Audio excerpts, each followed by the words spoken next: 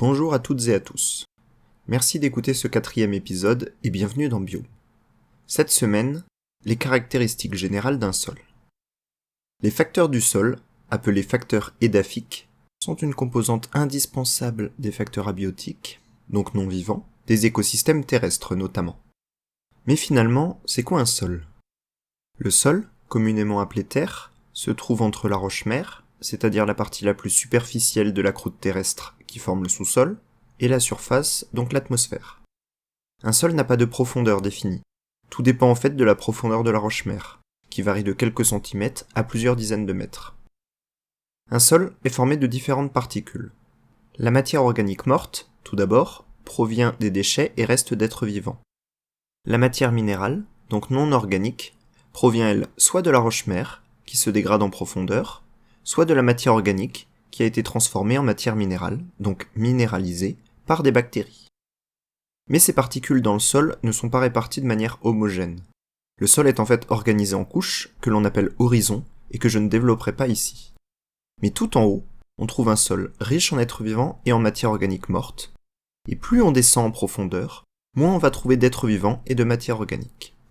A l'inverse, en profondeur, on trouve la roche-mère qui se dégrade, riche elle en matière minérale, et plus on remonte vers la surface, plus la proportion de matière minérale diminue. Les vers de terre, notamment, participent au brassage de ce sol en faisant des allers-retours entre la surface et la profondeur. Parmi les particules minérales du sol, là encore les composants varient. On définit d'ailleurs la texture d'un sol comme la proportion des 3 particules minérales qui sont, par ordre de taille décroissante, le sable, le limon et l'argile. Selon la proportion, on trouve des sols sableux, des sols limoneux sableux, des sols limoneux demi-fins, etc. Un sol est également défini par de nombreuses autres caractéristiques, comme sa structure, son pH, son taux de matière organique, ou la présence de polluants, caractéristiques que je ne développerai pas ici. Enfin, même s'ils ne font pas partie du biotope, donc de la partie abiotique de l'écosystème, de nombreux êtres vivants y vivent et façonnent le sol. Les végétaux, les vers de terre ou les taupes aèrent le sol. Les insectes et les champignons dégradent la matière organique.